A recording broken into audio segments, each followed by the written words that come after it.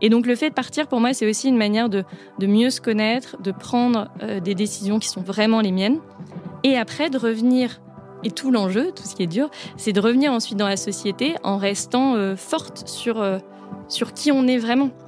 Et ne pas se laisser réembarquer par l'image qu'on veut renvoyer, par le rôle modèle qu'on veut copier alors que ce n'est pas nous. Et tout l'enjeu, c'est comment est-ce qu'on arrive à rester soi-même, parce que quand on est dans la nature toute seule, en fait, il n'y a pas d'artifice, il n'y a personne de toute façon, donc il n'y a personne à qui montrer qu'on est le plus fort, le plus intelligent, etc. Comment est-ce qu'on arrive à rester dans cette matière brute qui est la plus vraie dans notre société, qui est quand même tout sauf brute et vraie. L'action, c'est le pouvoir, c'est le pouvoir de changer les choses. On devrait avoir 57% de femmes dans les comités dirigeants. On est à 17%. On devient femme de pouvoir. Le pouvoir pour le pouvoir, c'est pas un but. C'est Madame la Présidente. Bonjour Ingrid. Bonjour. Merci d'avoir accepté de participer au podcast.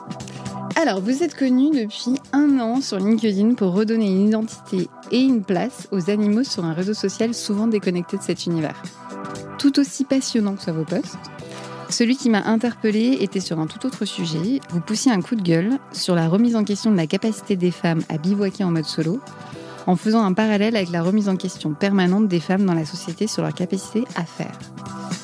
Alors, ça m'a donné envie d'aller voir votre parcours et j'ai découvert que vous évoluiez dans des postes de direction depuis 2014, que vous avez cofondé Monkey Tie et la Bourse de l'Exploration et que vous avez et êtes toujours très investi dans le milieu associatif, notamment aujourd'hui en tant qu'administratrice du fonds de dotation Paul-Émile Victor.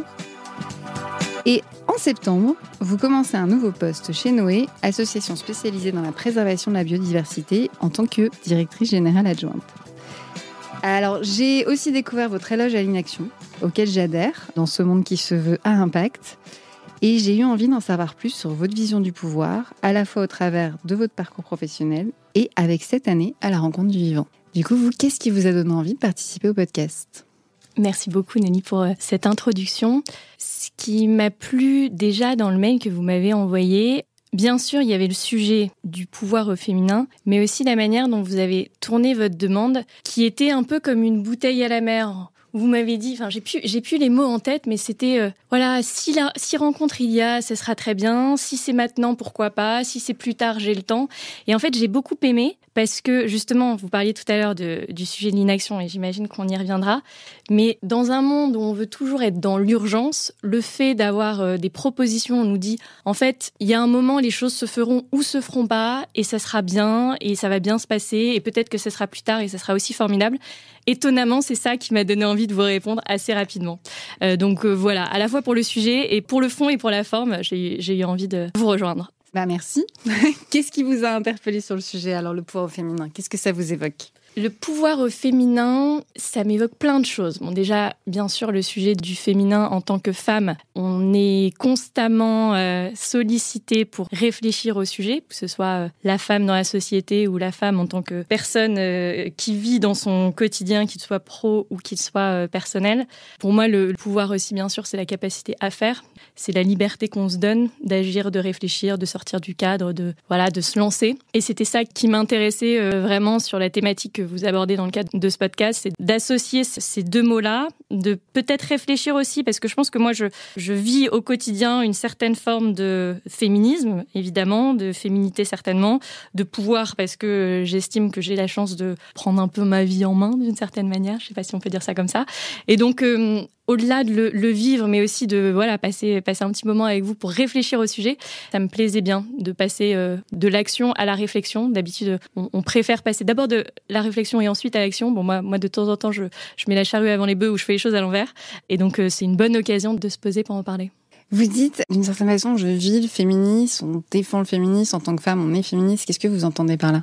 Alors, avant de venir, j'ai quand même regardé la définition du féminisme. Okay. Et le féminisme, d'après le Larousse, c'est le courant de pensée ou le courant politique qui revendique l'égalité entre les hommes et les femmes. Donc en fait, évidemment que je suis féministe. Enfin, Ne pas vouloir l'égalité entre les hommes et les femmes, ce serait, je ne sais pas qui peut se considérer comme n'étant pas féministe, si on part de cette définition-là.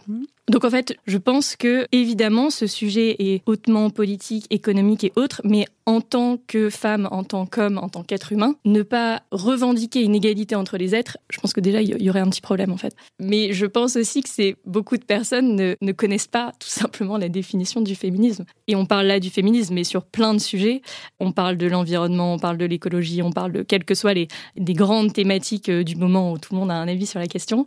Si en fait on reprenait les bases, mais on regardait la définition des mots qu'on emploie dans le dictionnaire, peut-être qu'on se prendrait un petit peu moins la tête sur tout un tas de sujets. Si on reprend le cœur, on va dire, du sujet et la définition en tant que telle, et qu'on se dit le féminisme, c'est l'égalité des droits pour les hommes et pour les femmes, à partir de là, je ne vois pas quelqu'un, en lisant cette définition, être capable de me dire je suis contre ça. Ça paraît cohérent. On va espérer que vous ayez convaincu beaucoup de gens avec cette vision. On y croit. J'ai vu que pendant vos études, vous aviez rejoint HEC au féminin. Vous aviez quel regard à l'époque sur la place des femmes en entreprise en tant qu'étudiante ?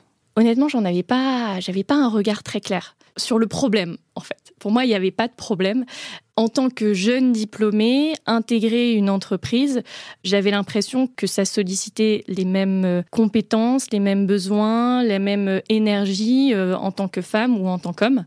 J'ai rejoint cette structure-là. Et en fait, ce que j'ai trouvé très intéressant, c'est que dans cette association, qui était à l'époque, je pense que ça a changé depuis, mais essentiellement, voire uniquement composée de femmes, qui réfléchissaient au sujet de l'égalité salariale, l'égalité dans le monde professionnel entre les hommes et les femmes. J'ai très vite été confrontée à différentes visions des problèmes que les femmes pouvaient rencontrer dans le monde professionnel.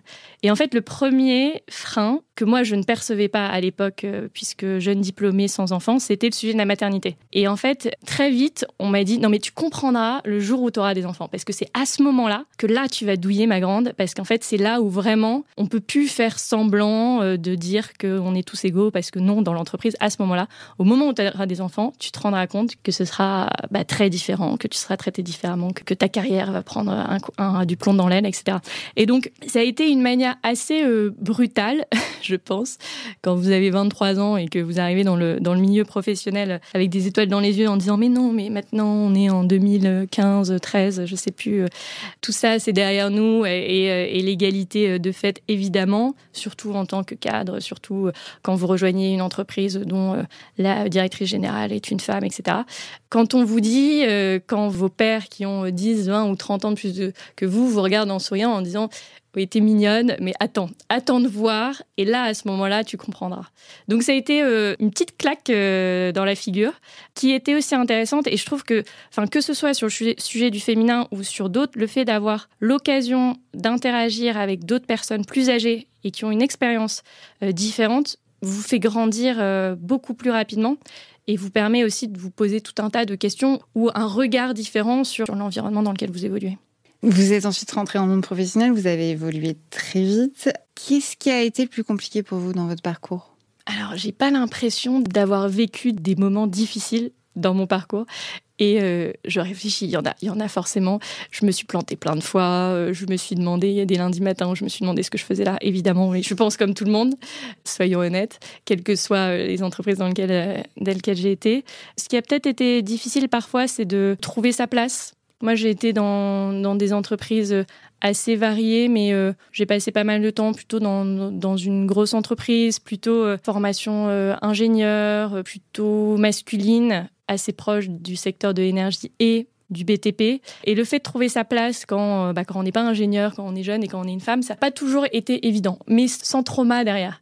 Et en fait, ça me fait rire parce que j'ai repensé récemment, dans le cadre de mon process de recrutement, dans cette grosse boîte, j'avais eu l'occasion de rencontrer un grand patron très vite dans le process. Et donc, j'avais une demi-heure avec lui et au bout de 10 minutes, il me dit « Non mais Ingrid, arrête, ça fait 10 minutes que tu es là et ça fait 3 fois que tu me dis que tu n'es pas ingénieur.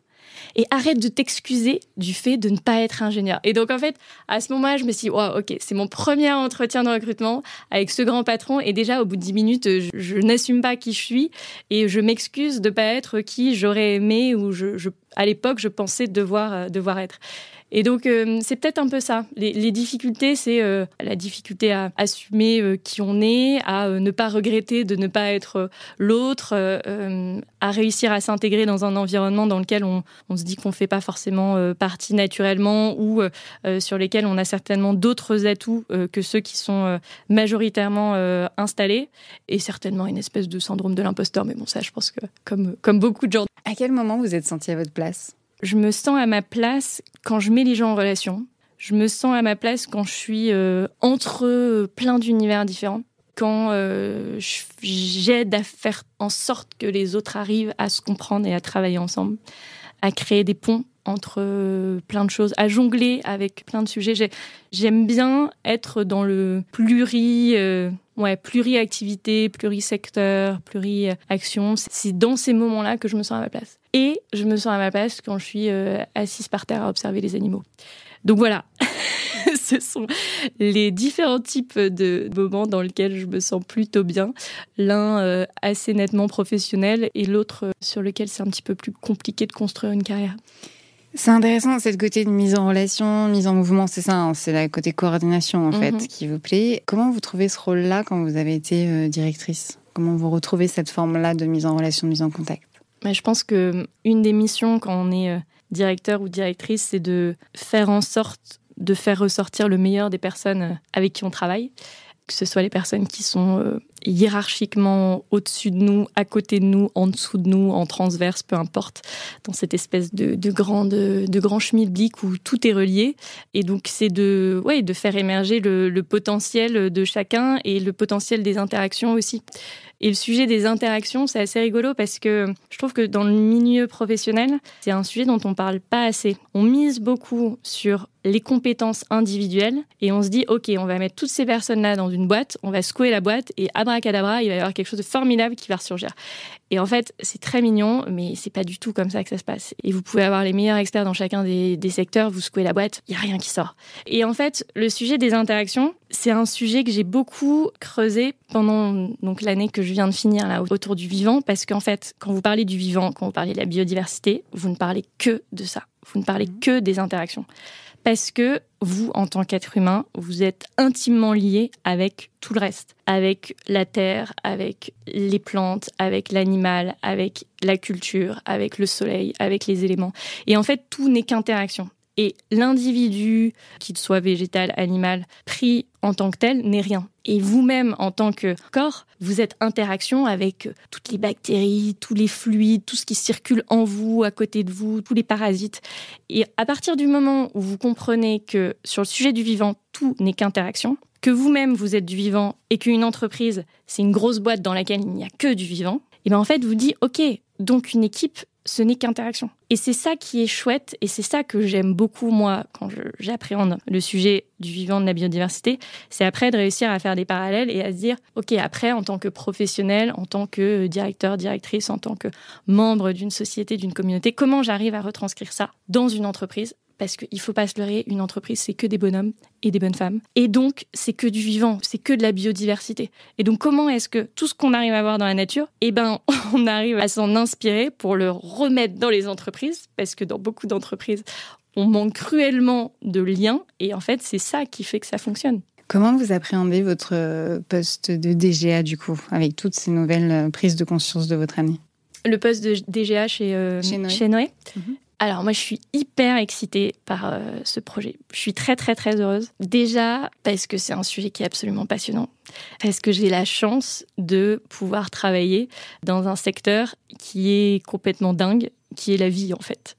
Quand vous travaillez dans une association ou une entreprise, ou peu importe, mais dont la mission même, c'est de préserver la vie, la biodiversité, le vivant sur Terre, c'est hyper chouette. Donc déjà, moi, je me sens très, très chanceuse par rapport à la mission de l'association en tant que telle.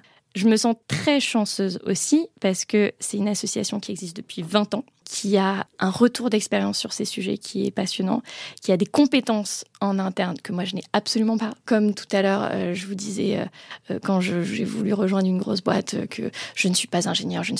Bon, là, je vais vous répéter, mais je ne suis pas biologiste, je ne suis pas naturaliste, je ne suis pas éthologue et compagnie. Certes, je ne suis pas tout ça, mais il y a toutes ces personnes-là et toutes ces compétences qui sont en interne depuis 20 ans et qui font des choses incroyables depuis 20 ans. Donc, je me sens très chanceuse aussi de pouvoir apprendre de toutes ces compétences-là et d'essayer de continuer à tisser du lien et à créer un peu de valeur pour ces personnes-là. Et moi, mon job en tout cas, ce que je perçois, c'est un job de service. Enfin, j'ai toujours été sur des jobs de fonction support. Je sais pas si j'aime ce terme ou pas. Je trouve que dans beaucoup d'entreprises, beaucoup de structures, il est très connoté négativement. Et en même temps, le support, c'est trop beau parce que sans ça, vous vous écroulez. Et moi, ce que j'imagine, en tout cas, la manière dont j'ai travaillé jusqu'à maintenant et ce que j'imagine pour la suite, c'est à la fois d'être un tuteur, d'être un support et de permettre d'avoir toutes les conditions pour que les personnes qui ont le savoir puissent fonctionner et travailler au mieux pour développer la mission, les projets, etc. Donc, c'est apporter le maximum de conditions favorables pour permettre l'émergence, le déploiement et l'épanouissement de ces profils-là. C'est un peu comme quand vous commencez à faire votre potager et vous vous dites « Ok, il faut prendre soin ». Et pour prendre soin, pour faire grandir, il faut donner beaucoup d'amour, il faut donner des nutriments, il faut donner du soleil, de l'eau, de tout ça. Et après, il faut faire en sorte qu'il y ait telle espèce qui permette d'enlever les parasites et telle espèce qui permet de protéger le sol. Et donc, c'est un peu tout ça. Moi, je vois un peu mon job comme une espèce de petit jardinier. Humblement, voilà. DGA jardinière. C'est quoi les conditions pour vous à mettre en place? Vous dites qu'il faut mettre toutes les conditions. Ce serait quoi ces conditions? Déjà, un climat de confiance. Je pense que c'est la priorité parce que, encore une fois, nous sommes que des êtres vivants, humains, et que pour donner le meilleur de nous-mêmes, il faut qu'on ait confiance en l'autre et en notre environnement. Donc je pense que c'est la base, le climat de confiance, qui permet aussi de pouvoir s'engager, de pouvoir s'exprimer, de pouvoir poser des limites, de pouvoir dire quand ça va pas. Je pense que l'écoute, ça va aussi assez directement avec ce sujet du climat de confiance, parce que quand vous êtes dans une équipe de direction, vous gérez pas des robots, vous gérez pas des KPI, vous gérez pas de la performance, mais vous gérez des hommes et des femmes. Et ce dont ils ont souvent besoin, moi la première, c'est d'être écouté, d'être compris, d'être entendu et de faire avec. Donc je pense que ce serait le deuxième pilier. Et puis après, la capacité aussi à créer du collectif. On est des animaux sociaux. On a besoin des interactions des uns et des autres. On l'a vu avec la période des confinements et autres. On pète un câble, en fait, quand on est tout seul toute la journée derrière son ordinateur pendant 3 mois. Juste, on n'est pas fait pour ça. Humainement, c'est pas possible. Et donc, le fait de créer aussi de l'échange et de la construction collective, c'est ça qui fait que vous restez dans une structure. C'est ça qui fait que vous êtes engagé, c'est ça qui fait que le travail, c'est le travail, mais c'est aussi tout ce que ça vous apporte à côté, tout ce que vos collègues vous apportent, tout ce qui peut vous permettre aussi en tant qu'être humain de vous épanouir. Vous aviez un parcours plutôt tout tracé, vous avez décidé de prendre 1 an pour aller à la rencontre du vivant. Comment ça s'est passé cette prise de décision? Elle s'est passée assez naturellement. J'ai eu quelques semi-déclics au cours des années précédentes où, grosso modo, j'adorais ce que je faisais dans mon boulot et en même temps, à chaque fois que j'étais dehors dans la nature à regarder ce qui se passait autour de moi, je me disais « Ah, quand même, c'est quand même vachement bien ». Sans trop savoir ce que ça voulait dire. Et à un moment, je me suis un peu plus écoutée que ce que je faisais d'habitude. À un moment, je me suis dit « Mais en fait, qu'est-ce que t'as à perdre ? Qu'est-ce que t'as à perdre, en fait ? Au pire, quoi ?» Et en fait, au pire, pas grand-chose. Et ça, c'est assez drôle. Enfin, j'en parlais encore à une amie très récemment qui se posait ce genre de questions. Et la conclusion, c'était, mais si en fait, tu prends ce temps-là pour toi, pour réfléchir, etc., si ça marche pas, qu'est-ce qui se passe ? Au pire, quoi. Et en fait, je trouve que ça permet vachement de relativiser tout un tas de décisions qu'on imagine extrêmement engageantes dans sa vie. Parce que au pire, on retrouve un travail. Au pire, peut-être qu'on commencera par un boulot qui nous passionne pas, mais en fait, qui permettra de payer la facture. Et puis, peut-être qu'on aura découvert plein de choses. On se sera fait des amis. On aura découvert un nouveau lieu de vie. Enfin, peu importe. Mais en fait, ce qui est très beau, c'est que le parcours n'est pas écrit à l'avance et que ça fait, le cheminement fait partie aussi du projet qui se construit au fur et à mesure. Et donc, à partir du moment où j'ai diminué mon niveau de pression, parce que j'ai quand même tendance à me mettre pas mal de pression, soyons honnêtes, et que j'ai ouvert le champ des possibles en me disant, mais finalement, j'ai pas grand-chose à perdre, je me suis dit, allons-y. Mais allons-y, j'avais quand même besoin d'une espèce de cadre qui était allons-y pendant 1 an. Parce que j'avais peur quand même de me perdre dans le chemin. Et donc, je me suis dit, finalement, 1 an, c'est beaucoup. 12 mois, c'est quand même assez conséquent pour creuser un sujet sur lequel j'avais pas forcément de contact et de connaissances au préalable. Et en même temps, ça permet au bout d'1 an de se faire un petit bilan, voilà, à mi-parcours. Est-ce qu'on continue? Si oui, de quelle manière? Est-ce que je rejoins une structure? Est-ce que je monte quelque chose?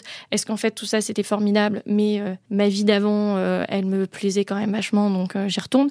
Et en laissant le champ des possibles ouvert, sans se mettre de pression, en se disant ça y est, je fais un croix sur mes 10 dernières années de vie professionnelle et maintenant je vais élever des chèvres dans le Larzac et je vais changer complètement de vie. Non, c'était pas du tout ça.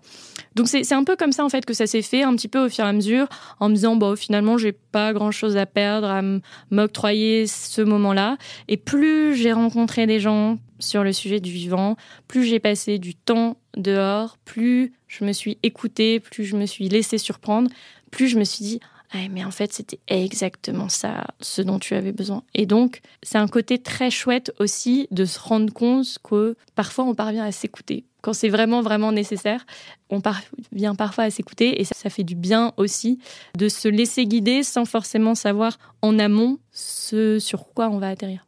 Votre entourage, ils l'ont pris comment ?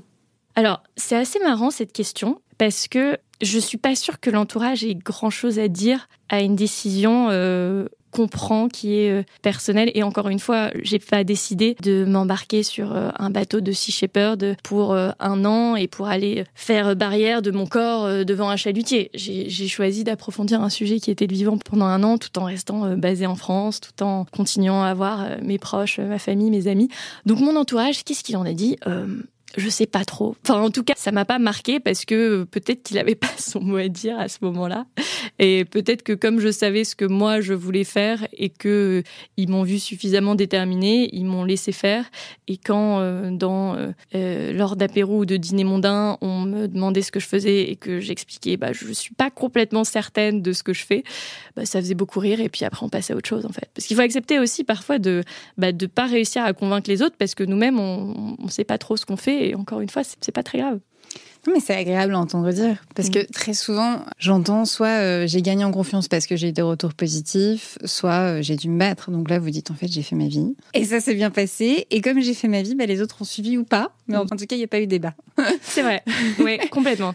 Dans votre post, vous parliez quand même du rapport aux femmes qui voyageaient solo. Vous avez eu des retours là-dessus ou j'imagine que oui, quand vous avez posté ce post-là. Mm-hmm. Qu'est-ce qui vous a vraiment donné envie de poster ce post et d'où c'est venu ?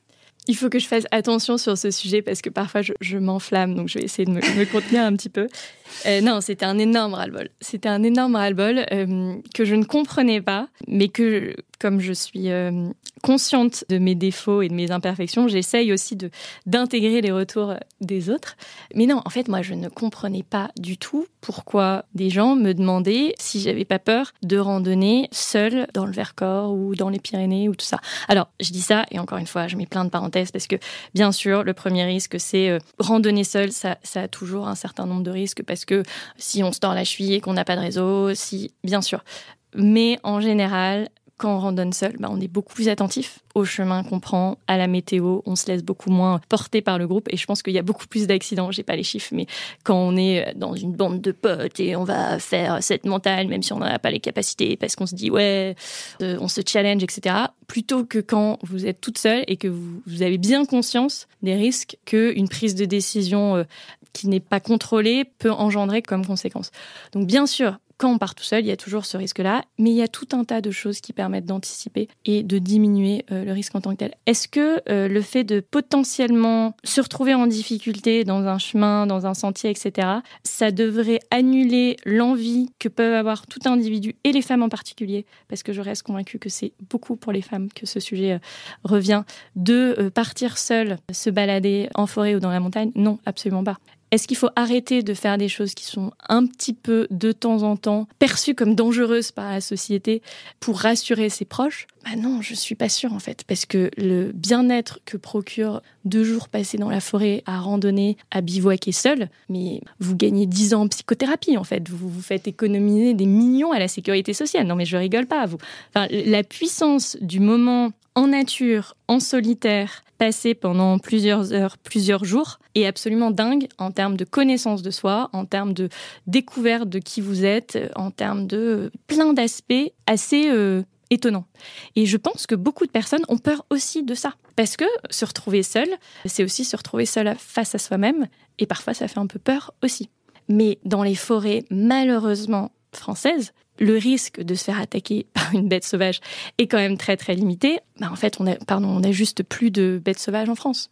Enfin, le nombre de loups est quand même extrêmement limité. Et franchement, un loup, il vous voit, mais vous le voyez pas parce qu'il sait très bien qu'il n'a pas intérêt à se faire repérer par les humains. Les ours, ils se comptent sur le doigt de la main. Non, c'est quelques dizaines dans les Pyrénées. Les lynx dans les Vosges, avant de vous faire attaquer par un lynx, il faut vraiment se lever de bonne heure. Donc en fait, les risques sont très limités. Et finalement, le premier risque peut-être, au-delà de la chute, de l'accident, ça serait de se retrouver face à un fou furieux, ce qui est quelque chose qui peut arriver malheureusement. Mais moi, j'habite à Paris et je rencontre beaucoup plus de fous furieux dans le métro. Et c'est très triste, et c'est un autre problème, qu'au fin fond du Vercors. C'est marrant, vous êtes plus inquiète par les fous furieux que par les animaux sauvages. Ah mais évidemment. Mais il suffit, moi je suis très factuelle, il suffit de regarder les chiffres, le nombre d'agressions quand vous êtes une femme par des fous furieux ou par des proches, parce que malheureusement les tentatives de viol, on va peut-être pas revenir sur ce sujet, mais sont beaucoup plus fréquentes par des proches que par des inconnus, versus la probabilité que vous vous fassiez attaquer par un sanglier ou par un loup en France, encore une fois, il n'y a pas photo. Ce voyage seul, vous en avez appris quoi en fait ? Parce que vous dites on est face à soi-même. Ce que j'aime aussi beaucoup, c'est d'avoir ces moments, ces sas de décompression seul, pour pouvoir après construire avec d'autres, vivre des choses en communauté, partager des éléments formidables. Mais en fait, vous ne pouvez pas faire ça si vous n'avez pas vous-même en amont compris qui vous étiez, ce que vous aimiez, ce que vous vouliez faire vraiment. Et en fait, toutes les grandes décisions que j'ai besoin de prendre, notamment d'un point de vue professionnel, quand je me suis sentie parasitée par les avis des uns et des autres, parce que vous le vouliez ou non, et c'est humain, à chaque fois que vous exposez un problème à quelqu'un, il se doit de vous trouver une solution. Et je dis ça en souriant, mais je pense que moi-même aussi, je vais complètement dans ce travers. Mais en fait, vous vous retrouvez parfois avec des situations, avec des problèmes que vous avez besoin d'exposer, ne serait-ce que pour vous sortir un petit peu de l'esprit tel ou tel sujet. Et vous avez tout votre entourage qui vous dit, moi, à ta place, je ferais ça. Et en fait, c'est pas du tout ça ce dont vous avez besoin à ce moment-là. C'est oui, mais toi, tu n'es pas à ma place. Donc, qu'est-ce que moi, je ferais à ma place ? Et pour savoir ce que moi, je ferais à ma place, j'ai besoin d'être seule pour ne pas être parasitée par tout ce qui m'entoure, parce que étant une éponge, je pense, émotionnelle et autres, je me fais très vite embarquer potentiellement dans les prises de décision qui ne sont pas les miennes. Et donc le fait de partir, pour moi, c'est aussi une manière de mieux se connaître, de prendre des décisions qui sont vraiment les miennes. Et tout l'enjeu, tout ce qui est dur, c'est de revenir ensuite dans la société en restant forte sur qui on est vraiment et ne pas se laisser réembarquer par l'image qu'on veut renvoyer, par le rôle modèle qu'on veut copier alors que ce n'est pas nous. Et tout l'enjeu, c'est comment est-ce qu'on arrive à rester soi-même, parce que quand on est dans la nature toute seule, en fait, il n'y a pas d'artifice, il n'y a personne de toute façon, donc il n'y a personne à qui montrer qu'on est le plus fort, le plus intelligent, etc. Comment est-ce qu'on arrive à rester dans cette matière brute, qui est la plus vraie, dans notre société, qui est quand même tout sauf brute et vraie. Du coup, qu'est-ce que vous avez trouvé, vous, pour rester dans cette bulle ? Alors déjà, j'ai appris à ouvrir les yeux. Moi, j'habite à Paris. Paris, en France, c'est pas non plus l'image de l'Éden biodiversité le plus développé. Et pourtant, il y a plein de choses assez chouettes, que ce soit dans la rue, que ce soit dans les parcs, que ce soit dans les jardins, que ce soit autour de Paris. Et en fait, avant de se dire je claque la porte parce que j'en ai marre du métro et de la pollution et je vais m'installer dans la forêt, je me suis dit mais en fait, regarde pour de vrai ce qui se passe autour de toi. Et donc, c'est tout bête, mais quand tu sors de chez toi, regarde le ciel, découvre qu'il y a des oiseaux, découvre tous les animaux qui gravitent dans les parcs et les jardins, regarde quel arbre est juste en face de la fenêtre de ta chambre que tu n'avais jamais identifié. Et ça fait 3 ans que tu habites là et tu sais toujours pas quelle est l'essence de cet arbre, et c'est quand même complètement dingue. Il y a tout un tas de choses, en fait, qu'on peut réussir à hacker j'ai envie de dire, dans son quotidien, dans sa manière d'être au monde, sans forcément démissionner et partir vivre dans un ashram. Il y a cette tendance de culpabiliser les personnes qui vivent en ville ou qui travaillent dans des entreprises ou qui travaillent à la Défense. Moi, j'ai bossé à la Défense, donc je sais de quoi je parle. C'est pas évident en termes de biodiversité à la Défense. Ça, franchement, c'est hard. Mais il y a plein de choses à faire et à voir dans son quotidien sur ces sujets. Ne serait-ce que vous êtes dans votre tour à la Défense, est-ce que vous savez où est le nord, le sud, l'est et l'ouest ? Ben non, évidemment. Et pourquoi vous ne le savez pas, en fait ? Et est-ce que vous savez où le soleil se couche ? Et est-ce que vous voyez, je ne sais pas, quel est le parc juste à côté ? Et est-ce que vous avez vu les hirondelles arriver au printemps ? Et est-ce que vous voyez un nouvel oiseau migrateur débarquer et pourquoi il arrive à ce moment-là ? Et en fait, comme on est dans des villes qui ont été construites pour les humains, qui sont bien sûr, malheureusement, très hermétiques aux autres vivants, on a l'impression que le reste du vivant n'existe pas. Alors qu'en fait, dès qu'on regarde un petit peu, il est partout. Et il ne cherche qu'à revenir, qu'à se frayer un chemin. On l'a vu avec le confinement, bien sûr, où il y a plein d'animaux qui ont débarqué dans nos rues. On se demandait, mais qu'est-ce qu'ils foutent là ?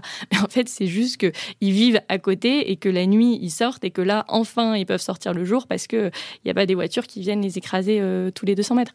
Et un endroit aussi en ville qui est un refuge de biodiversité, et moi ça me fait toujours rire quand j'y pense, ce sont les cimetières. Les endroits que nous dédions à la mort sont les endroits qui sont quand même les plus vivants dans nos villes. Est-ce que ça ne devrait pas nous poser quelques questions ? C'est vraiment fou de se dire que nous, êtres vivants, on est tellement incapables de vivre avec la vie que la vie est obligée d'aller dans des endroits qu'on dédie à la mort. Enfin, il faut qu'on arrête un peu et qu'on réfléchisse au sujet. Donc, en fait, il y a plein de choses comme ça. Et bien sûr, le cimetière du Père-Lachaise en est un exemple flagrant. Il y a plein d'espaces auxquels on ne pense pas, les friches, la petite ceinture, tous ces endroits-là, dans d'autres villes aussi évidemment, où la nature ne demande qu'à revenir. Et ce qui est assez incroyable avec le sujet de la biodiversité, c'est que la nature a horreur du vide et que dès que vous laissez un petit endroit à l'abandon, il y a plein de choses qui pullulent, il y a plein de choses qui se recréent, il y a plein d'insectes qui débarquent, il y a plein de parasites qui arrivent. Encore ce sujet des espèces qu'on considère être comme nuisibles, mais là encore, c'est un rapport au vivant qu'on mériterait de retravailler, sur lequel réfléchir. Et donc, en fait, je pense que dans le quotidien, pour revenir à votre question, il suffit déjà, dans un premier temps, de regarder ce qui nous entoure différemment et de réfléchir à la manière dont on veut vivre, ne serait-ce que dans son appartement, ne serait-ce que dans son quartier, ne serait-ce que dans sa ville. Et déjà là, en ouvrant les yeux et en allant dans les bons endroits, il y a plein de choses à faire. Ce qui me fascine un peu, j'avoue, ce qui m'interroge en tout cas dans ce que vous dites, c'est que quand je vous écoute, alors c'est passionnant, mais je me dis, cette personne, elle a vu un autre monde, elle est sortie de la Défense, elle est sortie de Paris, elle a remis les pieds sur terre, au contact du vivant. Et je ne sais pas pourquoi elle revient en septembre. Du coup, la question que je me pose, c'est comment vous réintégrez ça dans l'univers de l'entreprise et puis dans le rôle de la direction. C'est-à-dire qu'on voit souvent la direction déconnectée, c'est quand même des choses qui sont dites, alors déconnecter des gens, pas forcément déconnecter de tout, mais comment est-ce que vous réintégrez un peu ce que vous venez de dire sur ouvrir les yeux, sur le rapport au vivant, par rapport au monde de l'entreprise et puis par rapport à la direction en tant que telle. En fait, moi, j'ai besoin d'une phase d'absorption, et pas d'absorption intellectuelle, mais de vie. J'ai besoin de ressentir, d'ancrer, de me laisser traverser un peu par tout un tas de sujets. Et une fois que ça s'est fait, alors, c'est le travail d'une vie, mais je me dis, non mais c'est tellement incroyable qu'il faut absolument faire quelque chose. Et après, l'action vient. Et comme j'ai bossé pendant 10 ans dans les entreprises, que j'ai été formatée dans une école de commerce, pour travailler dans le secteur économique, que j'ai adoré ce que j'ai fait pendant 10 ans, que je suis convaincue que les entreprises ont plein de choses à faire, ne serait-ce que parce que les entreprises, ce sont des gens. Et je me dis, comment est-ce que on peut faire en sorte de les amener, tous ces gens-là, vers une autre perception du monde, vers une autre perception de leur activité ? Parce qu'en fait, c'est pas tous des grands méchants loups. Il faut arrêter de se dire qu'il y a des grands méchants qui gouvernent le monde et qui gouvernent nos entreprises, et des petits citoyens qui sont les gentils en bas de l'échelle. Enfin, c'est peut-être un petit peu plus complexe, et surtout, encore une fois, il y a surtout beaucoup d'humains. Et quand vous voyez un grand patron dans son rôle de grand patron, ou un grand patron à son déjeuner du dimanche midi avec ses enfants, où il n'arrive pas à se faire respecter, où il a fait cramer les pommes de terre, où il n'y a rien qui va. En fait, c'est juste un humain. Et je trouve que c'est important aussi de parler aux humains qu'on a en face de nous. Et dans le rôle de direction, pour moi, c'est la même chose. On parle à des collaborateurs, on parle à des équipes, on parle à tout ça, mais en fait, on parle d'abord à des humains qui ont envie ou pas de contribuer à un projet qui est collectif. Et moi, c'est ça qui me plaît dans ce que j'ai fait jusqu'à maintenant, c'est ça qui me plaît dans ce que je vais continuer à faire chez Noé, et d'embarquer, pas par les chiffres, parce que moi, je crois pas au pouvoir des chiffres. Je devrais peut-être pas dire ça. Parce que, en fait, c'est pas les chiffres qui nous font changer. Les chiffres, ça vient appuyer quelque chose qu'on sait déjà, mais c'est pas ça qui nous fait changer. Parce que si les chiffres nous faisaient changer, on aurait déjà changé depuis très, très, très longtemps. Les chiffres, c'est bien pour pouvoir rationaliser quelque chose qu'on a en nous, et parce que ça nous rassure. C'est comme quand vous faites appel à un McKinsey. Vous faites appel à un McKinsey pour pouvoir tamponner qu'une stratégie, un développement, une orientation est bien pour la structure. Mais en fait, la plupart du temps, 80% du temps, vous savez déjà ce que McKinsey va vous proposer. Mais c'est un élément extérieur qui a été reconnu, valorisé par la société, qui vous dit qu'il faut aller dans cette direction. Donc, c'est pas vous qui prenez la responsabilité avec vos petits bras, mais c'est l'institution qui vous dit qu'il faut aller par là. Et pour moi, les chiffres, ils ont ce pouvoir d'être validés par la société dans laquelle on est, qui est une société qui est quand même très basée sur le rationnel, l'intellect, etc. Et donc, ils viennent appuyer des convictions qu'on a au fond de nous. Mais si on n'a pas ces convictions au fond de nous, les chiffres, ils servent à rien. Et donc, en fait, tout le travail, c'est de dire comment faire émerger les convictions au fond des gens pour pouvoir après balancer tous les chiffres. Et ça, les chiffres, mais on a des rapports, mais à foison. On a du GIEC, on a de l'IPBES, on a tout ce qu'il faut. Et moi, ce qui m'intéresse, et c'est pour ça que le sujet du vivant m'a passionnée pendant 1 an et que j'ai envie de continuer, c'est de dire comment est-ce qu'on refait surgir cette petite flamme qui donne envie aux gens de faire des choses qui leur fait briller les yeux.